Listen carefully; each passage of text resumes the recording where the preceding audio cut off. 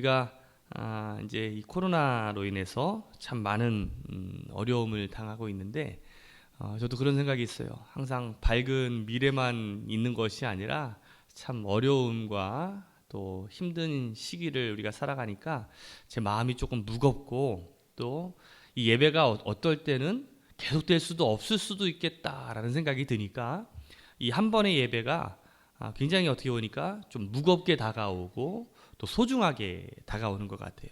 말씀을 제가 준비하면서도 전에와는 좀 다르게 이게 마지막이 될 수도 있겠다.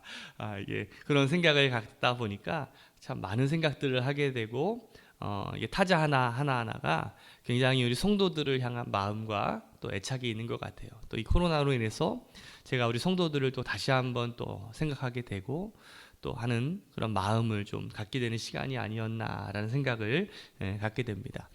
우리가 계속해서 우리가 산상수훈에 대한, 특별히 먼저 팔복에 대한 이야기를 계속해서 나누고 있습니다. 이 팔복 가운데 이 1, 2, 3 이 세 가지의 복은 어떤 개인의 어떤 심령에 관한 것이라면 4번부터는 어떤 이웃을 향한 복이라고 할 수가 있을 거예요. 이것을 이렇게 도식으로 우리가 나타내면 성경은 우리에게 이 하나님과 또 나 그리고 이웃이라고 하는 이 도식을 가지고 어떻게 보면 우리에게 알려주고 있어요. 우리가 해야 되는 일은 하나님을 사랑하는 겁니다. 그래서 하나님께 예배하고 하나님의 명령을 따라 살아가는 것이죠. 그리고 하나님께서 우리에게 이웃을 사랑하라라고 말씀하셨는데 그 전에 이렇게 말씀하셨어요. 내 이웃을 내 몸과 같이 해요. 내 이웃을 내 몸과 같이. 먼저 내 영혼을 다스리고 내 영혼을 사랑할 때 그 사랑이 이웃에게 전달된다라는 것이죠. 그러니까 우리가 이것이 하나님을 잘 사랑하고 잘 섬기고 하나님의 뜻을 잘 이렇게 따르면 또 하나님께서 우리에게 은혜를 주시고 또 복도 주시고 생명도 주시고 우리에게 풍성함을 주시겠죠. 그러면 우리가 받은 그 풍성함을 가지고 어떻게 해요? 세상을 향해서 나아가게 되고 또 세상 사람들에게 나눠줄 수 있게 되겠죠. 그러면 또 이 세상이 하나님을 더 찬양하게 되고 하나님을 경외하게 되는 이러한 선순환적인 모습이 될 때 어떻게 보면 하나님의 나라가 이루어진다라고 할 수가 있을 것입니다. 이런 것들이 잘 되는 상태가 어떻게 보면 우리가 믿음이 충만하고 성숙한 크리스천이 되어가는 과정이 아닌가라는 생각이 되는데, 오늘 말씀인 이 팔복 가운데 5번째, 긍휼히 여기는 자가 복이 있다. 긍휼히 여김을 받게 된다라고 말씀을 하고 있습니다. 그러니까 긍휼을 베푸는 자가 긍휼을 얻게 된다라고 하는 건데, 그러면 이 긍휼이라는 것이 뭘까요? 긍휼. 자, 긍휼은요, 불쌍히 여겨 돌보아 준다라는 사전적인 의미가 있어요. 우리가 이 긍휼을 헬라어로 엘레오스라고 말하는데 성경학자는 이렇게 이야기합니다. 긍휼은 당연한 결과로 비참한 상태에 빠진 사람을 오히려 불쌍히 여겨 그를 돕는 미덕이다라고 정의하고 있어요. 지난 시대의 유명한 토마스 왓슨이라고 하는 설교자는 이렇게 이야기합니다. 은혜라는 단어가 죄 가운데 빠져 있는 사람들을 향한 하나님의 호의라면, 긍휼은 죄의 결과로 비참한 상태 속에 있는 사람들을 향한 하나님의 애정이다라고 말하고 있어요. 하나님의 형상과 관련돼서 우리가 생각을 해보면 여러분들 하나님만 가지고 있는 속성이 있어요. 하나님만 가지고 있는 그러한 성품이 있어요. 하나님만 가지고 있는 능력이 있어요. 뭐 전능함이라는 것, 또 전지함이라는 것. 하나님이 시간의 구애를 받으십니까? 그렇지 않죠. 어떤 시간을 초월하는 능력이 하나님에게 있습니다. 그럼 여러분들에게 전능함이 있습니까? 전지함이 있습니까? 그러면 시간을 초월하는 능력이 있으십니까? 그렇지 않죠. 하나님만 가지고 있는 능력이 있는데 또 우리가 하나님의 형상으로 지음을 받았기 때문에 하나님과 연결되는 또 속성들이 있어요. 그래서 우리가 어떤 하나님의 성품을 배워가고 닮아가야 되는 그러한 덕목들이 있는데 그 덕목 중에 하나가 바로 긍휼이라는 속성이고 긍휼이라고 하는 덕목이에요. 이것은 우리가 하나님의 형상대로 닮고 또 배우고 익혀야 될 덕목 가운데 하나입니다. 이 긍휼을 우리는 사랑이라고도 부를 수 있습니다. 우리가 흔히 이 사랑을 헬라적인 사고로 하면 세 가지로 구분을 하게 되는데, 아가페 사랑이라는 거 들어보셨죠? 아가페. 마치 어떤 조건과 어떤 대가가 없는 어떤 하나님의 사랑이라고 부를 수 있어요. 또는 나보다 높은 사람에게 대하는 사랑, 어떤 존경, 경외심, 어떤 위하는 사랑으로 어떻게 보면 부모 긍경이나 하나님을 경외하는 사랑을 우리가 아가페 사랑이다라고도 부릅니다. 필로스라는 게 있어요. 필로스 사랑이라는 것이 있는데, 나와 같은 동등한 위치에서 하는 사랑으로 우리가 흔히 우정이라고도 표현하죠. 우리가 친애하다라고 우리가 부르는 표현이 바로 이러한 필로스적인 사랑이라고 할 수가 있을 거예요. 또 하나의 사랑은 바로 나보다 더 낮은 사람을 위해서 또 어려운 사람을 사랑하는 어떤 긍휼의 사랑입니다. 예를 들어서 우리 부모님들이 자녀들을 우리가 사랑하잖아요. 그렇죠? 사랑하는 마음을 가질 때 부모들이 아이들이 좀 실수하고 잘못하고 이렇게 좀 어리숙하더라도 어떻게 합니까? 이해합니다. 그리고 받아줍니다. 용납해 줍니다. 왜? 아직 어리기 때문에, 아직 미숙하기 때문에 그것들을 이해하고 받아주고 또 긍휼히 여겨주죠. 이런 사랑이 있어요. 오늘 여러분들에게 긍휼히 여기는 마음이 있으십니까? 한번 옆 사람한테 한번 물어보세요. 긍휼히 여기고 있습니까? 요즘 보면은요, 다 긍휼히 여기는 사람들이 많아요. 세상에 불쌍한 사람들이 참 너무 많이 있는 것 같아요. 오늘 처음에는 막 이렇게 자가격리하고 확진자가 걸리면 서로 낙인 찍고 원망하고 어떻게 해서든지 그 사람의 신상 명세를 해가지고 헐뜯으려고 많이 했는데, 요즘에는 많이 사람들이 성숙해지긴 한 것 같아요. 불쌍히 여겨주고 그게 자기가 잘못해서 걸린 건 아니잖아요. 그래서 오히려 이해해주고 또 격려해주고 하는 부분들도 많이 있는 것 같은데, 오늘 우리들의 마음이 이 긍휼의 마음을 품을 수 있는 우리 새로남교회 성도들 되시기를 다시 한번 축복합니다. 성경은요, 이 긍휼과 사랑, 이 자비로 어떻게 보면 일관적으로 말씀을 우리에게 주고 있어요. 오늘 본문의 말씀을 다시 한번 읽어볼까요? 같이 읽습니다. 시작. 긍휼히 여기는 자는 복이 있나니 그들이 긍휼히 여김을 받을 것이며. 여기 보니까 그들이라고 하는 단어가 있어요. 어떤 사람들이 그들입니까? 긍휼히 여기는 사람이에요. 그 긍휼히 여기는 사람이 받는 복이 있는데, 어떤 복입니까? 다시 긍휼히 여김을 받는다라고 성경은 말씀하고 있습니다. 우리가 긍휼히 여기면 우리가 두 군데서 긍휼히 여김을 받게 되는데, 바로 일석이조예요. 하나는 하나님으로부터 긍휼히 여김을 받게 됩니다. 그리고 또 하나는 다른 사람들로부터 우리가 긍휼히 여김을 받게 된다는 것이지요. 이것이 어떻게 보면 우리 주기도문의 핵심이라고 할 수가 있는데, 우리 마태복음 6장 12절 말씀을 보면 이런 말씀이 있어요. 우리가 우리에게 죄 지은 자를 사하여 준 것 같이 우리의 죄를 사하여 주옵시고. 이게 대표적인 긍휼 아닐까? 우리는 하나님으로부터 긍휼히 여김을 받는 자임을 여러분들 잊지 않으시기를 주님의 이름으로 축복합니다. 탈무드에 보면 하나님께서 이 우주를 창조하실 때 먼저 천사들을 창조하시고 난 다음에 이 천사들과 대화를 나누는 내용이 나와요. 하나님께서 이 첫 번째 천사, 의의 천사에게 이렇게 묻습니다. 내가 이 세상을 창조하고 이 세상에서 가장 피조물 가운데 으뜸인 피조물로 인간을 만들려고 하는데 너의 생각은 어떠하냐? 의의 천사가 이렇게 이야기합니다. 하나님, 인간을 창조하면 안 됩니다. 그 인간들은 온갖 불의로 이 세상을 더럽힐 것입니다. 하나님께서 두 번째 천사인 거룩의 천사를 불러서 똑같이 물으십니다. 그때 이 거룩의 천사가 이렇게 이야기합니다. 하나님, 인간을 창조해서는 안 됩니다. 그 인간들이 이 세상을 더럽힐 것입니다. 하나님께서 세 번째 천사인 빛의 천사를 불러서 똑같이 물으십니다. 이 빛의 천사가 이렇게 이야기합니다. 하나님 절대로 인간을 창조해서는 안 됩니다. 인간들이 이 세상을 어두움으로 만들 것입니다. 마지막으로 하나님께서 네 번째 천사인 긍휼의 천사를 불러 똑같이 질문하셨습니다. 내가 인간을 창조하려고 하는데 그대는 어떻게 생각하느냐? 이 긍휼의 천사는 다른 세 천사들과는 전혀 다르게 이렇게 이야기를 합니다. 하나님, 인간을 창조하셔야 됩니다.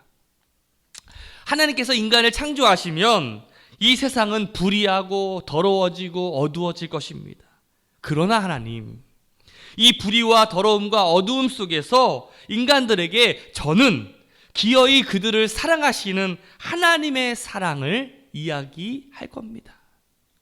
그리고 그들이 새로워지고 하나님께서 기대하는 사람이 되도록 그들을 하나님 앞으로 인도할 것입니다. 사랑하는 우리 새로운학교 성도 여러분, 하나님께서 우리를 사랑과 긍휼로 돌보시고 우리를 포기하지 않으신다라는 사실을 여러분들 기억하시기를 주님의 이름으로 축복합니다.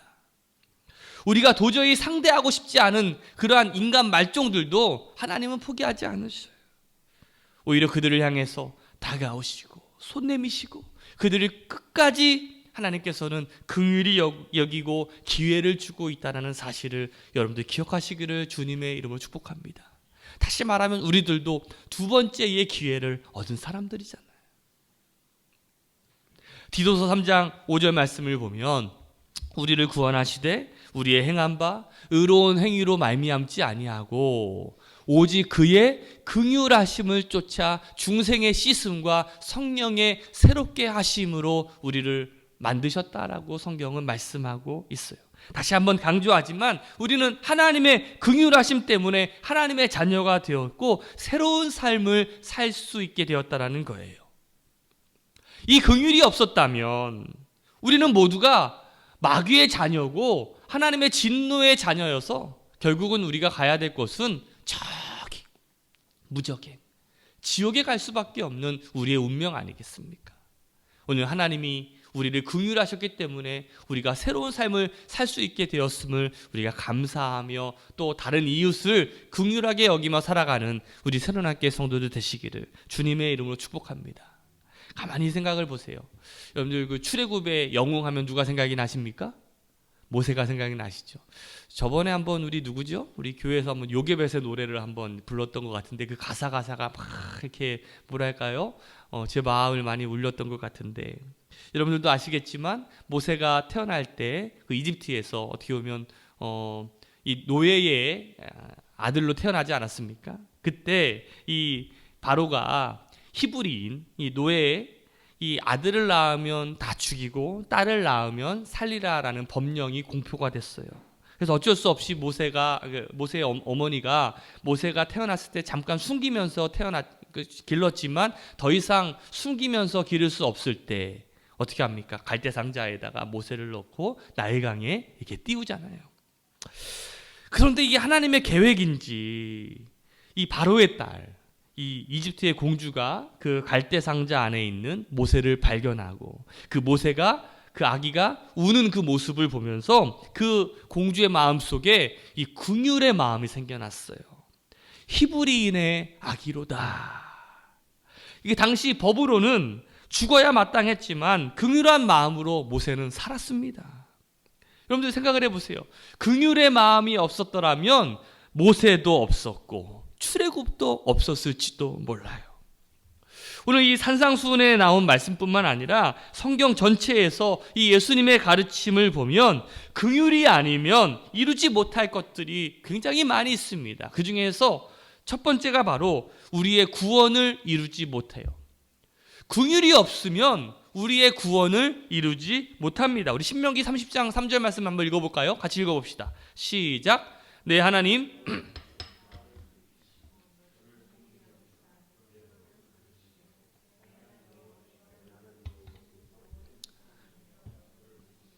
내 하나님 여호와께서 마음을 돌이키시고 너를 긍휼히 여기사 내 포로를 돌리시되 내 하나님 여호와께서 너를 흩으신 그 모든 백성 중에서 너를 모으시리니. 이게 바로 하나님의 마음이죠. 특별히 구원에 관련된 이 에베소서 2장 말씀에 보면 2장 3절부터 5절까지의 말씀을 우리 같이 한번 읽어봅시다. 한번 말씀을 잘 묵상하면서 읽었으면 좋겠는데요. 같이 읽어봅시다. 시작. 전에는 우리도 다 그 가운데서 우리 육체의 욕심을 따라 지내며 육체와 마음에 원하는 것을 하여 다른 이들과 같이 본질상 진노의 자녀이었더니 긍휼이 풍성하신 하나님이 우리를 사랑하신 그 큰 사랑을 인하여 허물로 죽은 우리를 그리스도와 함께 살리셨고 너희는 은혜로 구원을 받은 것이라. 하나님께서 우리를 긍휼히 여기시지 않으시면 우리는 절대로 구원받을 수가 없습니다. 우리는 절대로 구원받지 못할 진노의 자녀라고 표현하고 있어요, 성경은. 그러나 긍휼이 풍성하신 하나님의 사랑으로 말미암아 우리가 구원을 받게 되는 은혜를 누리게 되었다라는 것이죠. 바로 이 긍휼이 없이는 절대 우리의 구원을 이룰 수가 없다는 사실을 꼭 기억했으면 좋겠어요. 두 번째로 우리가 긍휼이 없이는 하나님의 율법을 이루지를 못하게 됩니다. 우리가 남을 긍휼히 여기지 아니할 때 하나님의 율법을 이룰 수가 없습니다. 여러분들 기억하시죠? 예수님께서 율법을 폐하러 오셨습니까? 완성하러 오셨습니까? 주님은 율법을 완성하러 오셨다라고 성경에 말하고 있어요. 그리고 이 율법이 무엇이냐는 그 질문, 그리고 영생이 무엇이냐는 그 질문에 예수님께서 이렇게 말씀하십니다.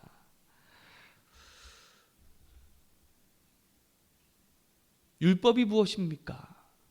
라는 그 율법학자의 질문에 주님께서 여러분들 기억하시죠? 주 너의 하나님을 사랑하고 내 이웃을 내 몸과 같이 사랑하라 라고 하는 것이 이 계명의 핵심이다 라고 말씀을 했는데, 율법을 단 한마디로 표현하면 사랑이라고 할 수가 있어요. 하나님을 사랑하는 것, 내 이웃을 사랑하는 것이 바로 율법의 핵심인데, 오늘 누가복음 10장에 보면 우리가 잘 알고 있는 선한 사마리아인의 비유의 말씀이 나옵니다. 여러분들 기억하시죠? 이 비유의 말씀을 보면 먼저 이 율법학자, 유대인 가운데 이 율법학자가 이 예수를 시험하기 위해 예수님에게 찾아와가지고 질문합니다. 예수님께 뭐라고 질문을 하냐면, 우리 성경 말씀 한번 읽어봅시다. 같이 읽습니다. 누가복음 10장 25절서부터 27절까지 말씀이에요. 시작. 어떤 율법 교사가 일어나 예수를 시험하여 이르되 선생님, 내가 무엇을 하여야 영생을 얻으리이까? 예수께서 이르시되 율법에 무엇이라 기록되었으며 내가 어떻게 읽느냐? 대답하여 이르시되 내 마음을 다하며 목숨을 다하며 힘을 다하며 뜻을 다하여 주 너의 하나님을 사랑하고 또한 내 이웃을 내 자신같이 사랑하라 하였나이다. 여러분, 이 이야기를 아시죠? 한 사람이 길을 가다가 강도를 만나게 됩니다. 호랑이보다 무서운 게 강도를 만나는 거라고 하는데, 이 강도 만난 사람이 거의 죽어갑니다. 그런데 그 길에 한 사람이 지나갑니다. 첫 번째 사람이 어떤 사람이었습니까? 제사장이었습니다. 요즘으로 치면 목사라고 할 수가 있죠. 제사장은 자신이 이 거룩한 집 내에 어떻게 예배를 인도하러 가야 되는데 부정한 피를 만질 수 없다라고 여기면서 그냥 지나쳐갑니다.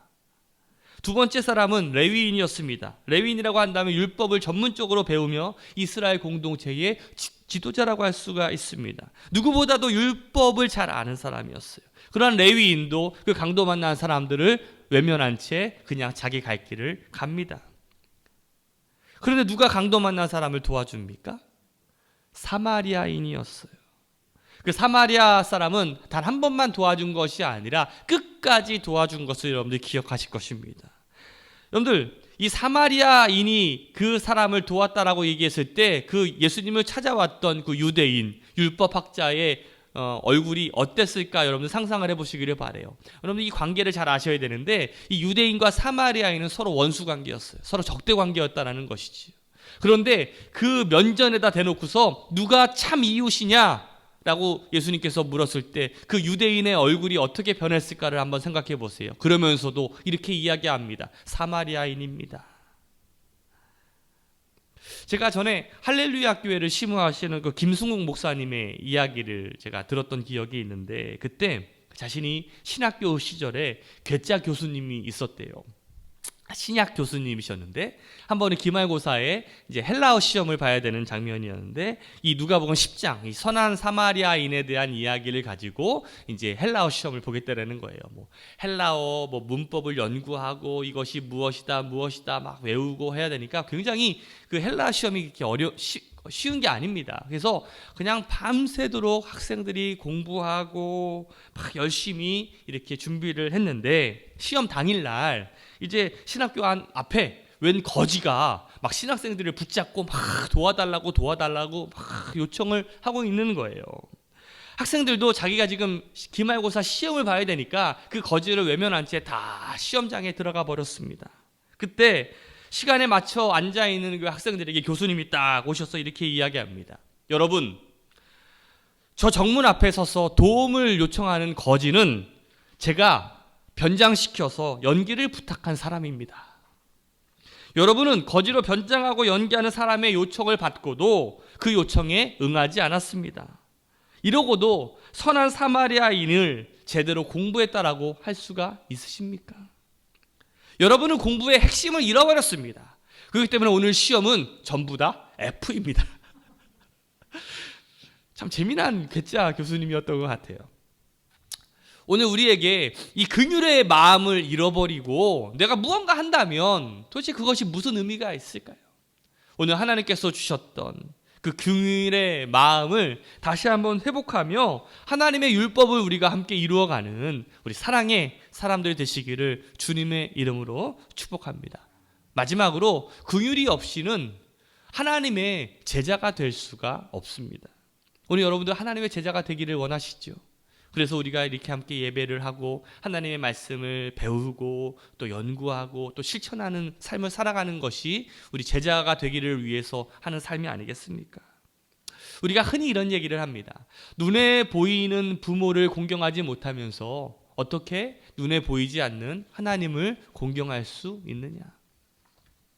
눈에 보이는 목사의 말에 순종하지 못하면서 어떻게 눈에 보이지 않는 하나님의 말씀에 순종할 수 있느냐? 오늘 마태복음 25장 31절 이하의 말씀을 보면 예수님께서 마지막 심판 때에 이제 심판주가 되어서 이 땅에 오시는 내용이 나와 있어요. 그때 예수님께서 이제 영광의 보좌에 앉으셔가지고 모든 민족, 모든 사람을 불러 모으십니다. 그리고 각각 구분하십니다. 마치 목자가 양과 염소를 구분하는 것처럼 이렇게 구별하신다라고 성경이 기록되어 있어요. 그래서 양은 그 오른쪽에, 염소는 그 왼편에다가 구분하신다라고 성경은 말하고 있는데 우리 마태복음 25장 34절 이하의 말씀을 같이 한번 읽어볼까요? 시작. 그때의 임금이 그 오른편에 있는 자들에게 이르시되 내 아버지께 복받은 자들이여 나와 창세로부터 너희를 위하여 예비된 나라를 상속받으라. 내가 줄일 때에 너희가 먹을 것을 주었고 목마를 때에 마시게 하였고 나그네 되었을 때에 영접하였고 헐벗을 때에 옷을 입혔고 병들었을 때에 돌보았고 옥에 갇혔을 때에 와서 보았느니라. 그 우측에 있는 그 양들에게 어떻게 보면 의인이라고 표현하죠. 오늘 주님께서 이 34절 이하의 말씀처럼 이렇게 말씀하십니다. 그때 이 의인들이 이렇게 되묻습니다. 언제 주님께서 굶주릴 때에 제가 먹이고 목마르실 때에 마시게 했습니까? 이렇게 되묻자 주님께서 아주 유명한 말씀을 하시죠. 40절 말씀이에요. 같이 읽어봅시다. 시작. 임금이 대답하여 이르시되 내가 진실로 너에게 이르노니 너희가 여기 내 형제 중에 지극히 작은 자 하나에게 한 것이 곧 내게 한 것이니라 하시고. 오늘 하나님은요 우리에게 긍휼히 여기는 자가 되라고 말씀하고 있어요.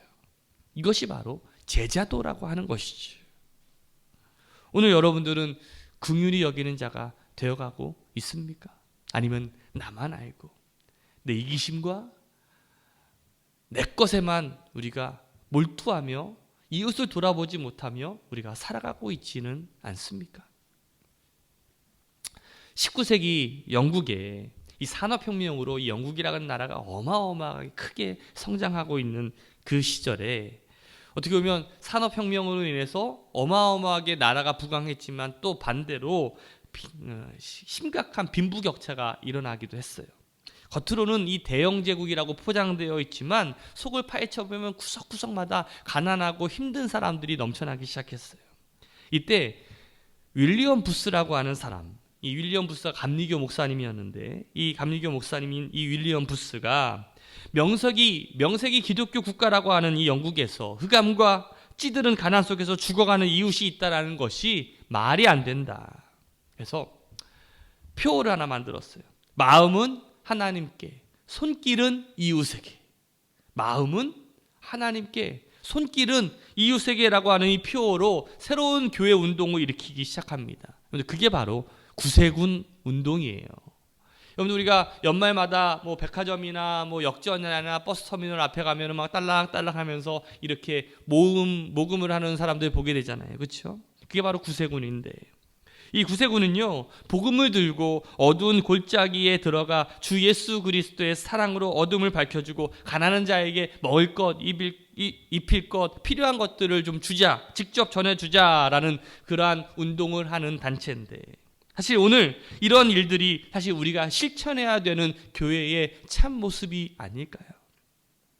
우리가 주님의 참 제자로서 우리가 무리가 아니라 제자라는 사실을 우리가 깨달으시기를 주님의 이름으로 축복합니다. 우리가 주님의 제자가 되기를 원한다면 오늘 주님의 마음을 품고 우리 주변에 있는 어려운 이웃들을 우리가 돕고 섬기며 또 긍휼의 마음을 품을 수 있는 우리 새로운 함께 성도들 되시기를 주님의 이름으로 축복합니다. 오늘 첫눈이 내렸어요. 오늘 이 첫눈이 내리니까 뭔가 우리 마음속에 동심이 생겨나지 않습니까? 메말랐습니까? 우리 딸아이가 아침에 첫눈이다 하면서 막 좋아하는데, 오늘 많은 아이들에게도 우리에게 이 다음의 세상을, 행복한 세상을 물려줄 수 있도록, 또 이 겨울에 춥고 배고프고 힘든 사람들을 우리가 돌아보며 나도 힘들지만 우리가 같이 긍휼의 마음을 품고 함께 우리가 섬기며 우리가 함께 아름다운 세상을 만들어가는 우리 새로운 함께 성도들 되시기를 주님의 이름으로 축원합니다. 기도하겠습니다.